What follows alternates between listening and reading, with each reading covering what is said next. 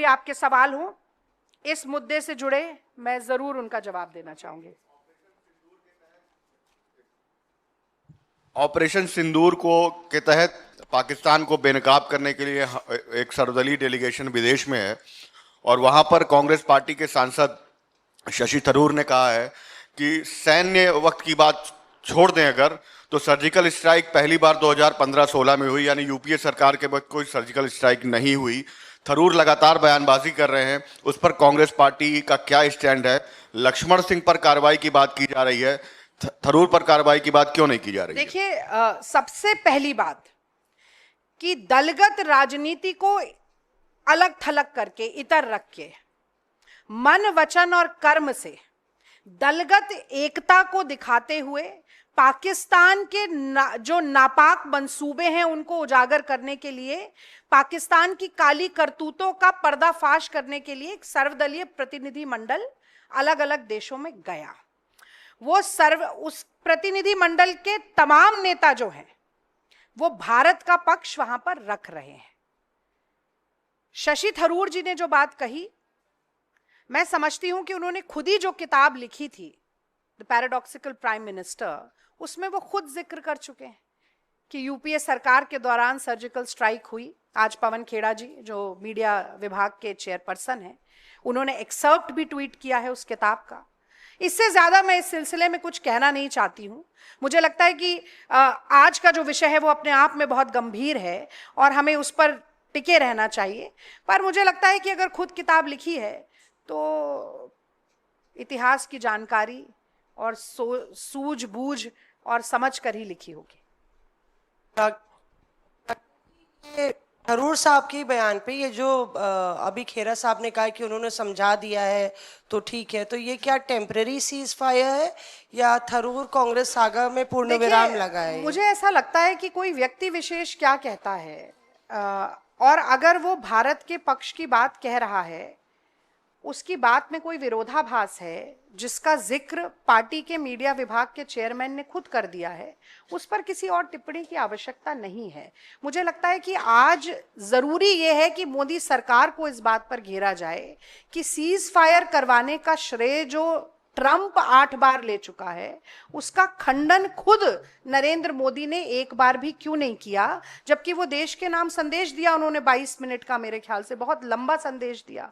और बार बार ये सब बात सामने आ रही है, बार बार आरोप लग रहा है मोदी सरकार पर कि ट्रेड और ट्रंप के दबाव में आकर सिंदूर का सौदा किया गया। मुझे लगता है आज वो बड़ा प्रश्न है और हमें उसी पर सीमित रहना चाहिए। The same I would want in English also. And Ragini, Tharoor has put out a tweet saying that I was talking about respect for the LOC and the IB and the restraint that we've exercised. On the other hand, he's praised the Balakot strike and the Uri surgical strike without reference to the past strikes that Manmohan Singh government has done. Mr. Shashi Tharoor is a very articulate person, and I think whatever he has said does not need to be interpreted.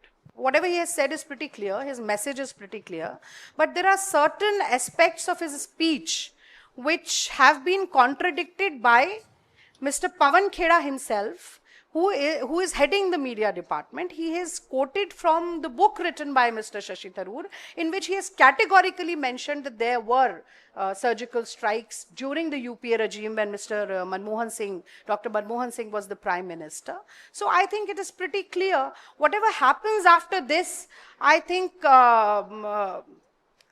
time will only tell about it, and the issue that I have addressed today is important enough to be taken up by media without kind of, cornering the essential issue and bringing forth what Mr. Shashi Tharoor is saying abroad.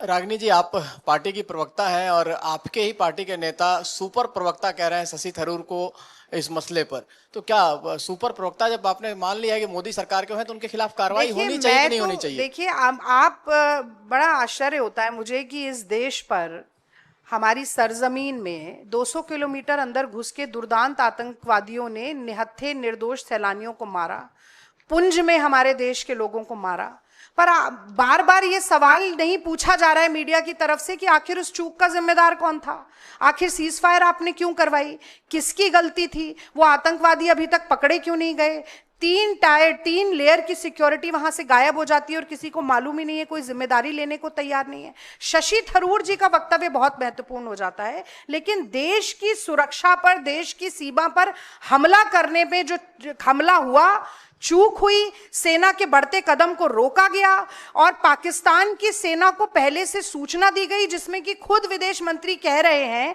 Eight the start of the operation, continuously he is using present continuous tense, वो कह रहे हैं we are striking at the terrorist infrastructure. ये मैं बता रहा हूं, इन पर सवाल आने चाहिए। मुझे लगता है ये ज्यादा बड़े महत्वपूर्ण सवाल हैं बजाय इसके कि एक डिस्टॉर्टेड वर्जन में शशि थरूर जी क्या कह रहे हैं। रागनी जी, शशि थरूर पर ही मेरा फिर से सवाल है, और सवाल इसलिए है क्योंकि आपके ही पार्टी के नेता, आपके ही दूसरे जो नेता है पार्टी के, उन पर सवाल खड़े कर रहे हैं। बीजेपी ये कह रही है कि शशि थरूर वहां पाकिस्तान को बेनकाब करने गए हुए हैं और कांग्रेस को ये पसंद नहीं आ रहा है क्योंकि कांग्रेस पाकिस्तान की भाषा बोलती है। भाई मुझे तो ये समझ में नहीं आता कि जिन्ना की मजार पर रोने वाले आडवाणी, निशाने पाकिस्तान जिसे मिला वो मोरारजी देसाई, इकलौते प्रधानमंत्री हैं देश के, लाहौर बस यात्रा चलाने वाले अटल बिहारी वाजपेयी, कारगिल के बाद भी मुशर्रफ को दिल्ली में बुलाने वाले अटल बिहारी वाजपेयी, आईएसआई को जॉइंट इन्वेस्टिगेशन के लिए पठानकोट में रेड कारपेट वेलकम देकर बुलाने वाले एकमात्र इकलौते प्रधानमंत्री नरेंद्र मोदी, साड़ी और शॉल से डिप्लोमेसी करने वाले नरेंद्र मोदी, बिन बुलाए मेहमान की तरह जाके बर्थडे केक खाने वाले नरेंद्र मोदी, और हम पाकिस्तान की भाषा बोल रहे हैं। पाकिस्तान के साथ ये सारी करतूतें करने वाला कौन है? उसके बाद सामयिक नीति, कूटनीति ऐसी कि पूरे देश ने इस बात का विरोध किया कि भारत में हमला हुआ और इस तरीके से हमारे नागरिकों को मारा, लेकिन पाकिस्तान को उस हमले के साथ जोड़कर उसकी निंदा करने वाला एक देश नहीं था। आईएमएफ का जब लोन $3 बिलियन का सैंक्शन हुआ तो भारत के साथ खड़ा होकर पाकिस्तान को लोन न दिया जाए ये कहने वाला एक देश नहीं था। आज कटघरे में अगर कोई खड़ा है तो वो नरेंद्र मोदी और उनकी सरकार खड़ी है, क्योंकि मैं समझती हूं कि जैसे 1971 बोलते ही इंदिरा गांधी याद आती हैं। बहुत बड़ा मौका था मोदी जी के पास कि 2025 बोलो, पीओके पे कब्जा करती सेना और पूरा देश, पूरी दुनिया नरेंद्र मोदी का नाम लेती। वो मौका मोदी जी ने क्यों गंवाया? पाकिस्तान की सेना को इस तरीके की स्ट्रैटेजिक इंफॉर्मेशन लीक क्यों की गई? आज ये सवाल हैं, इनका जवाब देना पड़ेगा। वर्दी और सिंदूर पर आप सियासत क्यों कर रहे हैं? आपको देना पड़ेगा। आप कभी वर्दी को ढाल बनाए, कभी सिंदूर को, कभी शशि थरूर जी को, ये नहीं चलेगा। ये सवाल लाजमी है लोकतंत्र को बचाने के लिए, देश की सुरक्षा को बचाने के लिए, और देश के जो संवेदनशील मुद्दे हैं, जो भावनाओं से जुड़े मुद्दे हैं, उस पर सियासत ना करने की एक नजीर बनाने के लिए।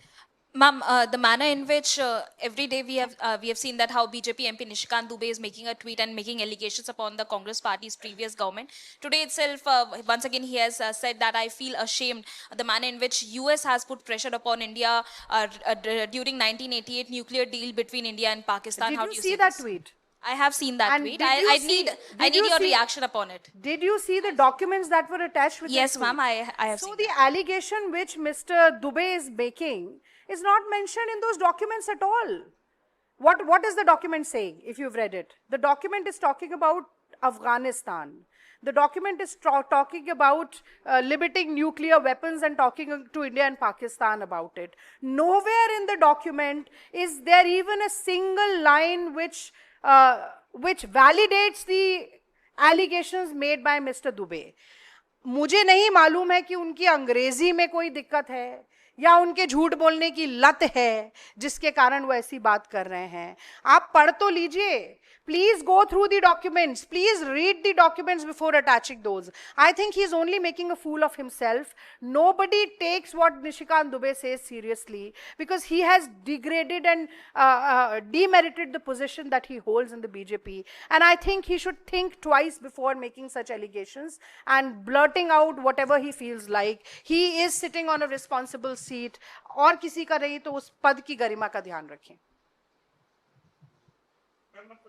मंत्री विजय शाह वाले केस में एसआईटी ने कल सुप्रीम कोर्ट में अपनी रिपोर्ट पे स्टेटस रिपोर्ट दी है। उन्होंने कहा कि वायस सैंपल ऐसे लैब को भेजे कि जहां पे जांच की सुविधा नहीं थी।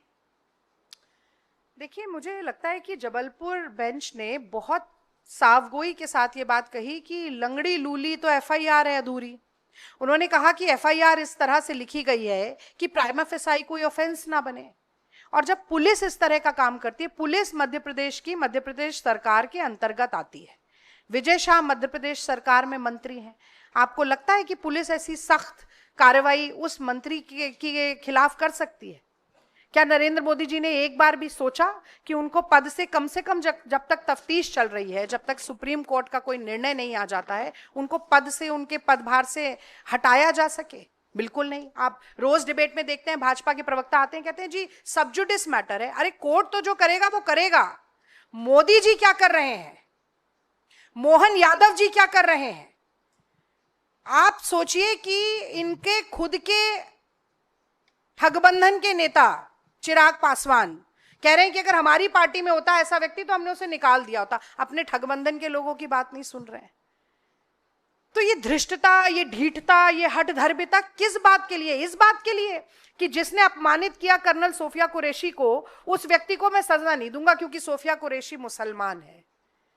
भारतीय जनता पार्टी के कलबुर्गी के एमएलए हैं, वो वहां की डीसी को कहते हैं कि ये यहाँ की अधिकारी हैं या पाकिस्तान की अधिकारी हैं, क्योंकि उनका नाम फौजिया तरन्नुम है। विजय शाह के ऊपर जो धारा लगती है वही धारा महमूदाबाद के ऊपर लगती है। महमूदाबाद गिरफ्तार होते हैं, विजय शाह नहीं होते, क्योंकि वो महमूदाबाद हैं, ये विजय शाह है। तो इनके सर्वोच्च नेता जब कपड़ा देख के पहचान लेते हैं, घुसपैठिया बोलते हैं, कुत्ते के पिल्ले से तुलना करते हैं, तो संदेश यही जाता है ना कि हिंदू मुसलमान करना है।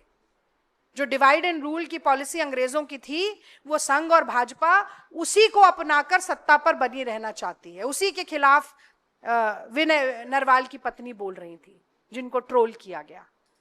तो नहीं होगी, भाजपा कोई कार्रवाई नहीं करेगी। वो चाहते हैं कि ये नैरेटिव और बढ़े देश में। Ma'am, just a question. Ma'am, it's regarding Shashi Tharoor. Sir, I am very sorry. I have told about Shashi Tharoor. I do not want to take any more questions on that. वो बहुत, और ये जो आज का मुद्दा है, इससे आप मुझसे 10 सवाल पूछे, मैं जवाब दूंगी। No more on Shashi Tharoor. Thank you, please. Thank you.